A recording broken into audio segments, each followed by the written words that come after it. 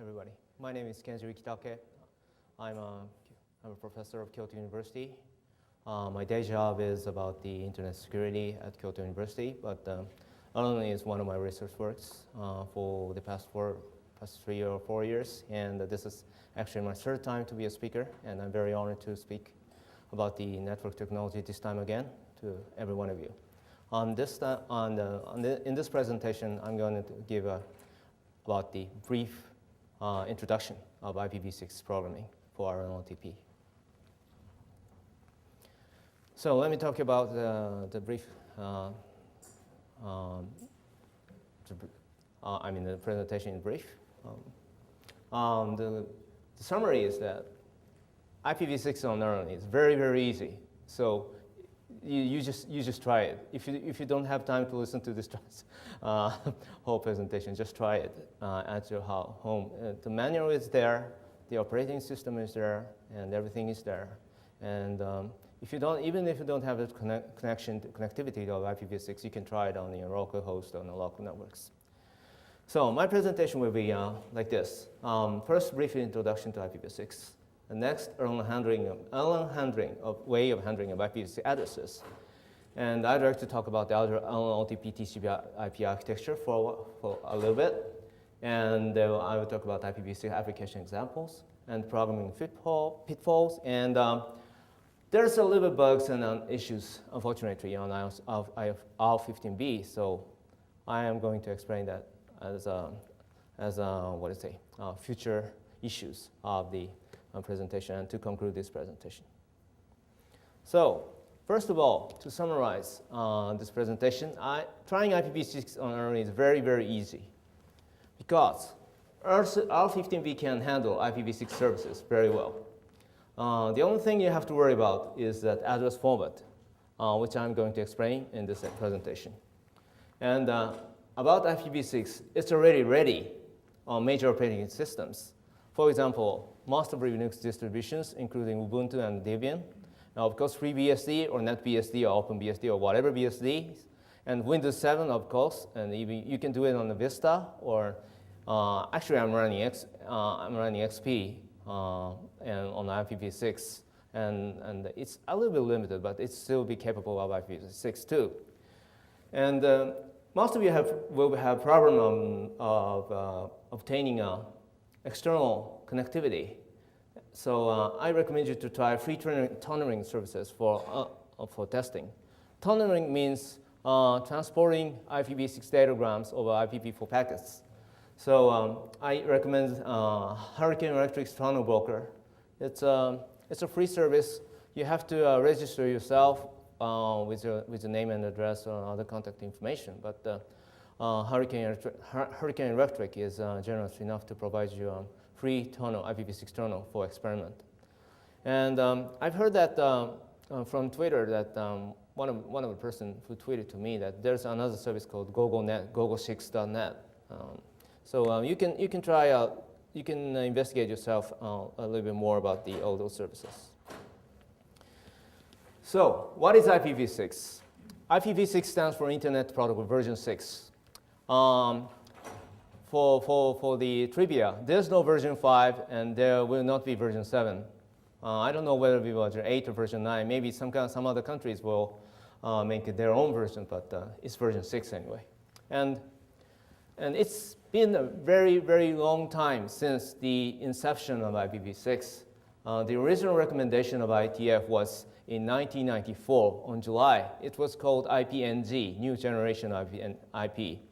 And the code base of IPv6 of protocol stack have already stabilized by 2006.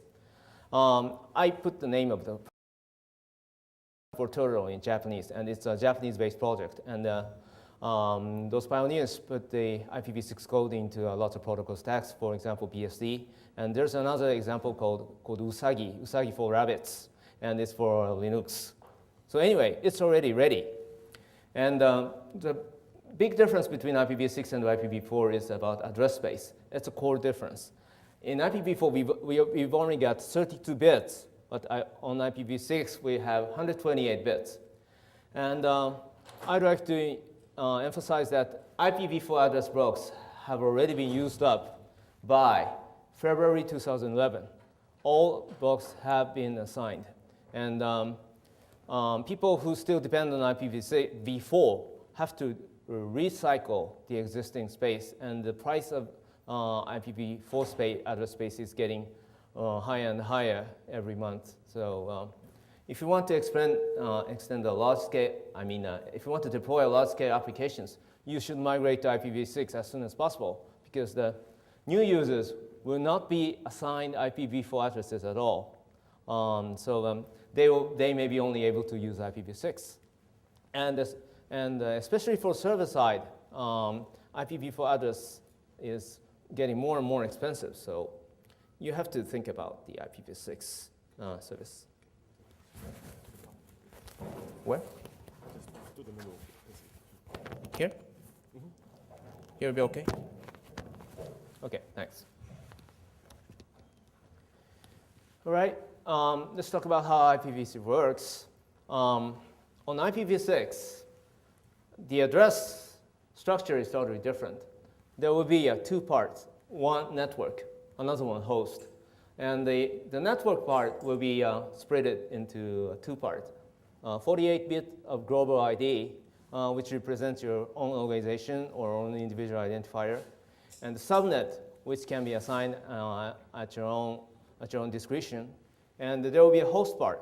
Host part is on IPv4. Host part is solely assigned by the administrator through DHCP or whatever statically, but it's not as wide as IPv6. But on IPv6, host ID is supposed to be first automatically generated from the hardware-derived address, such as MAC address on Ethernet, so that everybody on IPv6 can communicate with each other, at least on the links. Links means on the base networks, without any configuration.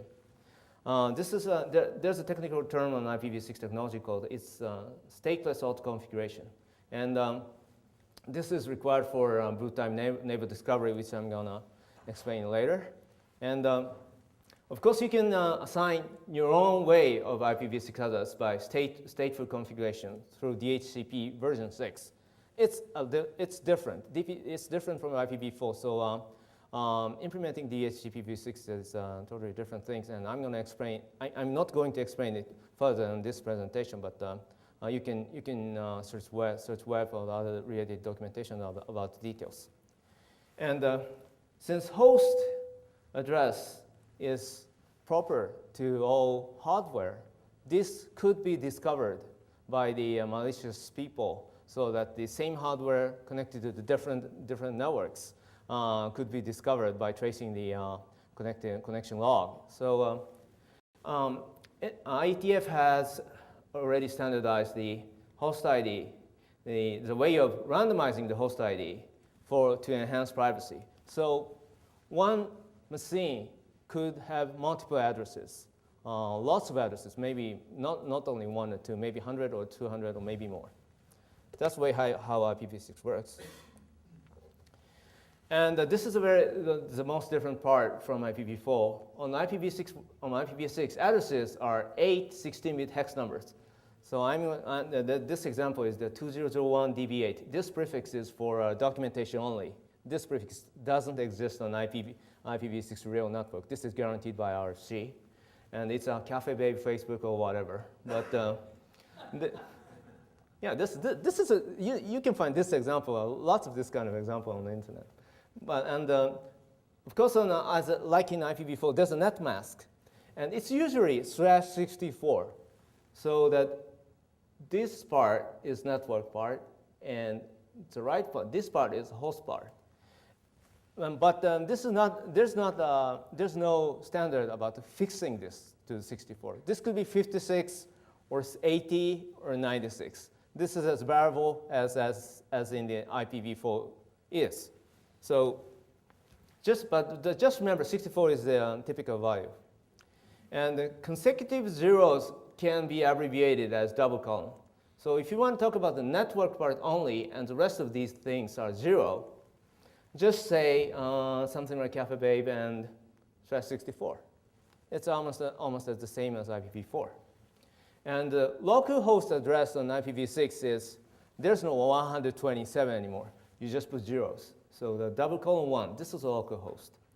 And this is another example. When you put the zeros between two non-zero numbers, you just take out all the zeros and substitute with double colon. And the next thing is important if you want to implement the browser or other kind of HTTP-based softwares. On URL colons can be confused by this colon actually specifying the port part of the URL. So RC5952 and RC3086 specifies you have to use brackets, square brackets, to cover the IPv6 part of address. So if you're going to make a program IPv6 compatible, think about this. Please do keep in mind about this. And reverse lookup format of IPv6 is even more complicated. If you want to make a reverse address, a reverse lookup zone for this network, you have to put it back on the reverse because it's a reverse lookup, but all the way down like this. So, and put every dot after each digit. So it's going to be EBA something dot IP6.alpha. This is a reverse lookup zone. And one of the things I have to tell you is that it's really hard to manage manually of this kind of stuff. So I recommend you to make some sort of automatically management stuff for this thing. And for the further details, you can see my v6x module, which is on the GitHub under my repository. It's for handling those hex digits. So what is IPv6 different from the IPv4? It uses expensive use of multicast. And every broadcast on the IPv4 are called multicast. And you use IPv4, IPv4 broadcast on the link level. And that is substituted by a link level multicast. If the address begins with FF02, it's all multicast address. And every multicast scope has different address, address numbers assigned, like FF01 and FF02. And there's a protocol called the Neighbor Discovery Protocol in IPv6. It's discovering your neighbor once you're fired up on the network, once your host is fired up on the network. And it does all the solicitation advertisement of routers and hosts just solely dependent on the IPv6 only. You don't have to use address ARP or the address resolution protocol anymore. This NDP is part of ICMPv6. So you don't have to worry about ARP or anything on IPv6. And this is the complicated one, but I have to explain this. On IPv6, routers no longer make packet fragments. So if you send a very large packet to the router just discard the packet exceeding the MTU, which stands for maximum transmitting unit. And there's a message called, hey, your packet is too big. So if you send a very big packet to the router, if the router don't accept it, the router will send back this message, and you have to make your packets a little bit smaller, or even more smaller, to make it fit into the MTU value. So one thing good about IPv6 is that minimum MTU has been extended from 576 bytes to 1280 bytes. This is sufficient for most use, unless you are going to handle very large datagrams, like 50 or 60 kilobytes per datagram or whatever. If you are going to make a large UDP packet connection, such as a network file system or a secure DNS, the DNSSEC, this restriction, because you can expect operating systems will negotiate about this end-to-end MTU. But sometimes the operating system goes buggy. So every application may also need to be aware of pass MTU. I would like to tell you this because from my experience on investigating on the DNS security programs. So, of course, in the specification, this is the operating system protocol issue, so you don't have to be worried about this much, but just keep in mind that it's about the host-to-host MTU, and the routers will no longer care about the MTUs anymore. So one more, there's a special part of IPv6 addresses called IPv4 mapped address. And it's sort of mixed notation. You see, this is IPv4 address. And if it comes after something double colon FFFF, this represents IPv4 nodes within IPv6 address space. And this can be used when you want to treat IPv4 and IPv6 connection on the same server socket, so that the receiving program can handle on the IPv6 and IPv4 communication simultaneously. But I'd like to tell you that some operating system disables this functionality for the right reason. Right reason means IPv4 and that under the philosophy of the separation of IPv4 and IPv6 and the separate programs, this kind of feature, this kind of address can be very confusing and could cause security breach. So, there's the two IRCs. I won't state here, but those IRCs, we can tell you the reasons. And all I can tell you, yes?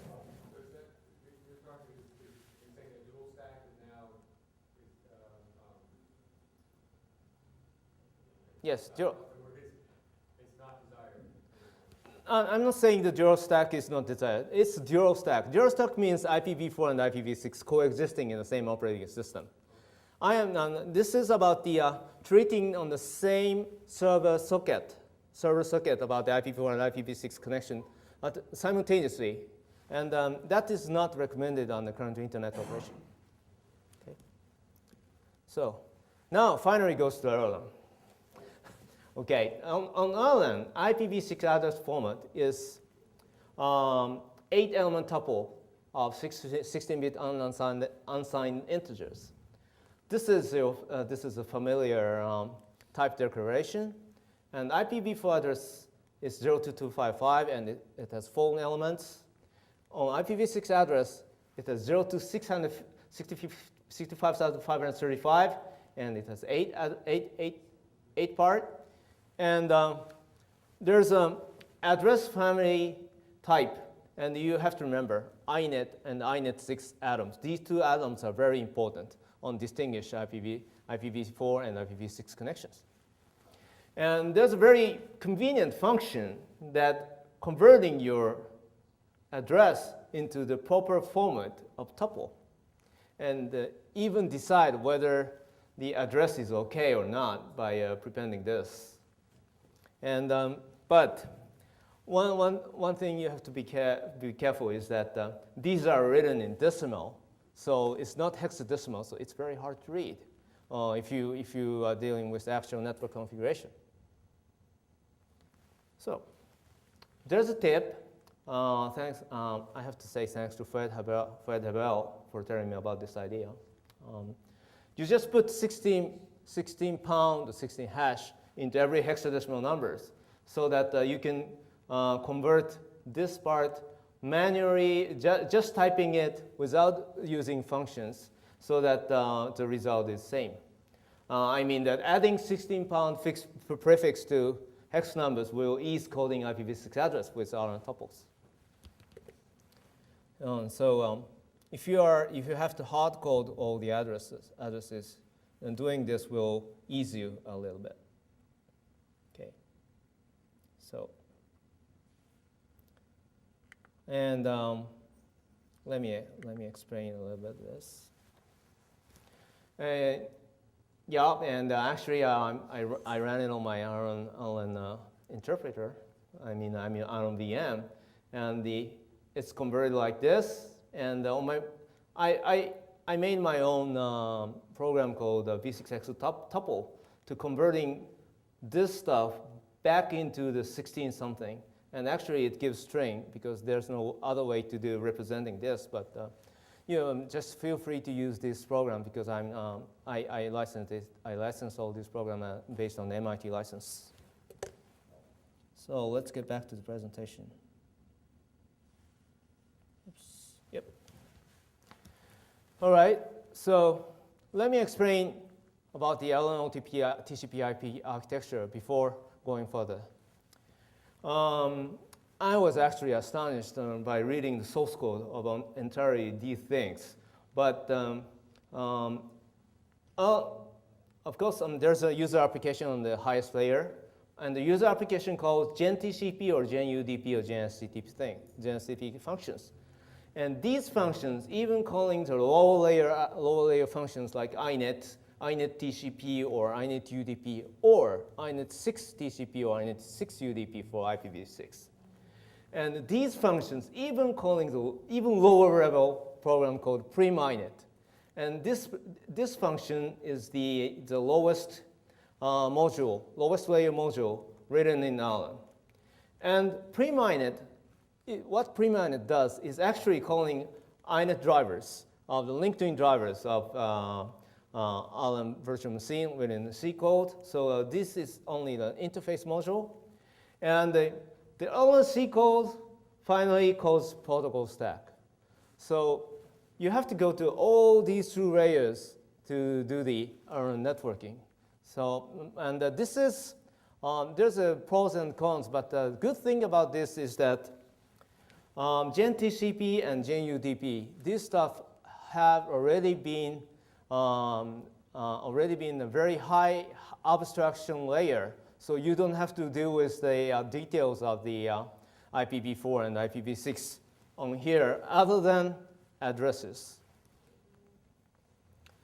So let me tell you about this in other words. You need very little modifications after all, because as I said before, Erlang OTP network code is very highly abstract, and OTP library really wants to distinguish between IPv4 and IPv6 address families because of the reason that they are implemented in the different modules. So you have to think about which address family you are going to use exactly because of the same reason about to avoid the confusion of the at the IPv4 map to IPv6 address. And if you call connect and listen functions, you have to put inet option in GenTCP function so that the function will use the IPv6 facility of the Erlang OTP system. And the good news is that's almost all you need to do. So when you put the IPv6 address into the existing function and set the proper address family parameter into inet 6, that's all you've got to do, and then the priminet or lower level driver will let you connect in the IPv6. So I am going to quote multi-web code. Actually, I'm stealing a little bit of code. It's in the multi-web socket server module. And in multi-web, there's a function called IPv6 supported. And this function is to determine whether the host supports IPv6. It's doing a very simple task that if the name localhost is resolvable to $1, which represents the IPv6 address for the localhost. And there's a convenient function called inet get ADDR, get address, which looks up the DNS and returns the address for the specified family. So at this part, this function tries to look up the v6 address of localhost, and if it exists and returns OK as the first element of the tuple, then IPv6 will be supported. But if it gives you an error, then IPv6 will not be supported. This is the simple example of the how to deal with the IPv6 on the Erlang. And on GenTCP Connect, you have to think about the other factor. I write it as an Erl inetrc, and this is a file name of the options given to the Erlang virtual machine at the startup time. And you can give lots of options, such as default modules for TCP or UDP or CTP. And as a default value, they are all set to use IPv4 as default. But if you want to use the IPv6 as the default, you have to set the this line TCP, inet6 underbar TCP for IPv4, so that the default connection mode is IPv6. This affects the action of GenTCP Connect if the address is a host name. Since there's no information about the host name, if the host name represents IPv4 address, IPv6 address, you have to decide, you have to decide by the external parameter about this. So, yes, and if this function is given an address, it is automatically decided by the length of the tuple of the address. If it is 4, it is IPv6. If it is 8, if it's 4, it will be IPv4. But if it is 8, it will be IPv6. So if address is a tuple, this problem will not occur. But if the address is a host name, you have to set Erl inetrc appropriately. So you can do what you want. And you see the same behavior on JNUDP and JNSCTP as well. And I'm going to introduce more convenient functions. There's a lot of functions listed here. You can convert other string into tuple, or tuple into other string. That's in the inet part called N to A, number 2 address. And you can convert, you can look up multiple address for the same host name in the same host family. Same address family called inet get addresses. And there's another generic function called tuple get host by address, which represents a pretty much similar name of the C function. C library function of Unix. And there's another module called inet resolver here. And there's a 2 DNS backend called get host by address and get host by name. And to use this, you have to deal with inetrc if you want to return inet6 address as a primary address. And in this case, if you set this flag in the inetrc, all IPv4 records will be represented as IPv4 mapped to IPv6 address. So you have to be careful about this. Yes. So I just take a brief look at various programs to find out if those programs support IPv6. And the easiest way to do it is just grep inet6. It's very easy. Grep inet6, and you find the code specific to IPv6 by searching the ERL or HRL files. And I find that most of TCP-based web servers are okay. Multiweb is okay, and YAWS are okay too. YAWS is okay too, and including SSL and TSL, those modules are already IPv6 capable. So you don't have to make a major modification on running these. And on network testing tools such as Tune and eJavaD, those are provided by the Process One. These programs are also IPv6 compatible. So you can try it out of the box. But if you are doing something, some sort of black magic, such as handling ICMPv6, you have to rewrite this whole code. For example, there's a very convenient code called Procket, which is written by a person named Michael Santos, which he contributes a lot about the networking in general on Erlang.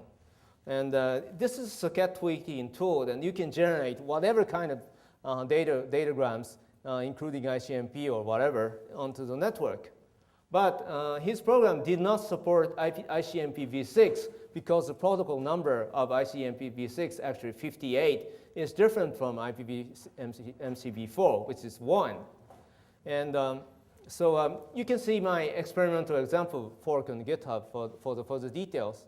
And I didn't make much much modification. I only put a few lines, 5 or 10 lines about this. But you can experiment very easily on this Procket code. So I recommend you to take a look at this and try this by your own hands. So let me tell you about how to choose IPv4 or IPv6 on the actual running server. As I told you, serving IPv4 and IPv6 on the same socket is sometimes often confusing and is not recommended, and it's even disabled in some operating systems. So I recommend you to simply use multiple instances serving the same virtual server on the web or TCP servers, and use at least one for each protocol. That would be the simplest solution. And for the DNS, you have to choose whether IPv6 first or IPv4 first, or you don't care. You have to have a preference strategy. And there's an RFC called RFC 3484, and in this RFC, lots of different strategies are described, but it generally recommends IPv6 first, then IPv4, for an obvious reason that IETF wants IPv6 to be used on the actual networks. But on the reality, now, very few sites, still less than 1%, I think, are IPv6 capable. So you have to be very careful on make a DNS resolution on IPv6 because it will block the whole operation until it finds the IPv6 address is non-existent, and it will take 10 or 20 or even more seconds. So I wrote a piece of code with a simple workaround, like looking up code A, which represents IPv6 address record, code A resource record first with timeout, approximately about 200 milliseconds or even shorter, so that the IPv6, at this limited time, IPv6 is given a preference. And if this is not found, looking up A means IPv4 resource record after that, so that it can fall back to IPv4 gracefully. And you can find example code in my v6s module in this function. So take a look at this. Take a look at this code if you have any interest. And I'd like to tell what I found during this experiment and investigation for this presentation about R15B. This is very unfortunate, but distributed Erlang on IPv6 doesn't work on R15B for a very simple reason that EPMD does not support IPv6 socket on the server side. I traced the packet exchange between the two distributed nodes on IPv6 with the provided module called inet6 TCP, actually inet6 TCP dist module. But the two virtual machines try to exchange only on IPv6 packets, and the EPMD doesn't listen on IPv6 port, so the node connection did not establish. And there's a patch existing for this, but unfortunately, this is rejected for R15B01. And the person rejected this, told it that it crashes Windows implementation. So if you want to live in on a Linux or a FreeBSD like I do, of course, I'm nothing against Windows, but Windows is a little bit hard to try everything. So if you want to try this patch, you can find it by searching it on Google. It's written by Michael Santos, and I think he's very good at this kind of thing.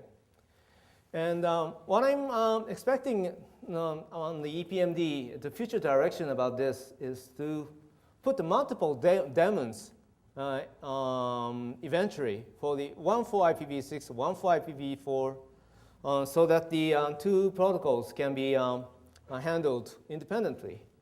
Of course, this is just an assumption, and this is just a proposal, or I'll say a proposal or my wish. But handling multiple transport on the same one server is a kind of confusing.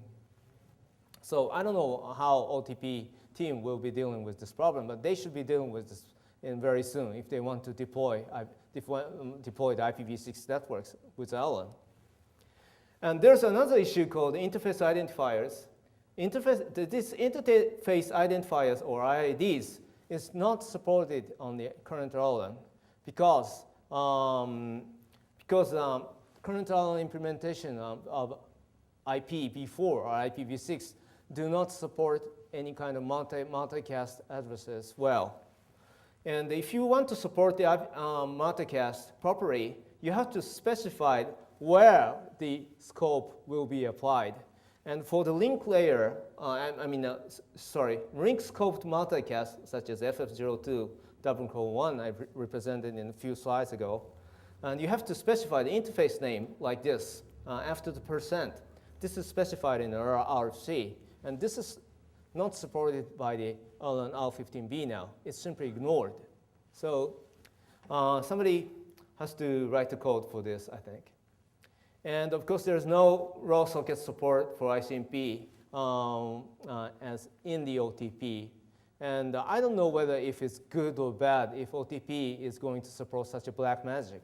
But eventually, if you really want to utilize a multicast or any cast capability of IPv6, this functionality will soon be needed, I think. So I'd like to conclude this presentation by showing my acknowledgement and the reference. Actually, it's Francesco who suggested me to give this talk. He told me that some past audiences of his event wanted to listen about IPv6, so I tried to do this at this time. And Michael Santos for all his code on the Pocket and various other patches. And Fred for 16-pound prefix, which is obvious, but I didn't have this idea until he told me, so I credit his name. And all of you participants who kindly listened to my presentation today. And last but not least, these are the URLs. If these are too small, just search my name on the Google or whatever search engine and pick up the GitHub page. Then you can find this V6X stuff. And of course, you can find MultiWeb and the Pocket. And mine is forked under my repository. And if you have to investigate by yourself, the keyword is inet. Inet configuration is described in ERT's user's guide. And there's inet module on the kernel reference manual. And there's a lot of named prefixed by inet, inetRes or inetDB or whatever. And of course, if you want to read the source code, you should read all these stuff. Actually, 10 or 20 of source files. I actually printed out all those things and browsed it about 100 or 200 pages of this size of paper. But reading the source code sometimes saves you a lot of time. So I do recommend reading the Erlang source code. It's not C code. It's short. Erlang code is shorter and easier to understand. Seriously. And I'd like to show you 3 reference books. Number 1 is TCP/IP Illustrated. This is an old book. The first edition was published in the 1990s, but the latest edition, published in 2012, is completely revised and includes details of IPv6. So even if you own the first edition, I recommend you to take a look at the second edition. And there's another book called Unix Network Programming. This is also an old school book, but this is also revised in 2004 as a third edition. And this includes a lot of new stuff, such as the interface identifier and other stuffs. And there's an good introductory reading book called Migrating Applications to IPv6, which is from O'Reilly. And you can buy it about $5 on the ebook. And it's not a thick book, it's a very thin book. And it's written by an expert called Dan York. And I think he's in Paris for IETF now. And he actually explained very well on the generic issues on migrating any kind of applications of any language from IPv4 to IPv6. So I recommend you to take a look at this book. So, okay, this concludes my presentation, and thanks. And any questions? Questions? Yes. Did you say you have to pass the INET6 option when you're doing connect or listen, even if you give it an IPv6 IP, it won't figure it out? Yes, in some functions, the address family is required. It's not an option. It's required. It's not. It's a mandatory requirement. If I understood you correctly earlier, if you pass both the INET and the INET6, it will listen on both sides of addresses. Could you repeat the question? If you pass both the INET6 and the INET, You cannot INET and INET6 options simultaneously. The question is that whether you can pass INET and INET6 passion simultaneously to the same function, and just take a look at the document. As long as I take a look at the documentation, you cannot pass these two simultaneously. Yes. So that means Erlang doesn't support IP4 through IPv6 sockets. You have to have separate socket for IP4 and IPv6 connections. Okay. The question is that Erlang supports IPv4 and IPv6 sockets. IPv4 to IPv6 sockets. That's what you said. Yep. That kind of notion, I think, does not exist in in Erlang. You have to the only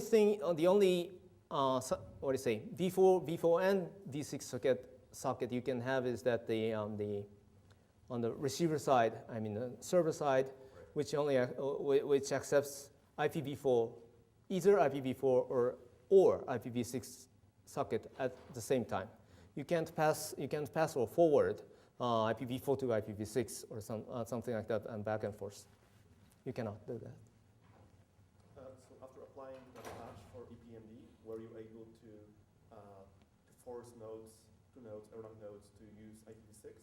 I'm sorry, I haven't tested it by myself, but as long as I read all the things on the internet, I think you can do that. Any other questions? All right, thank you very much. Thank you very much.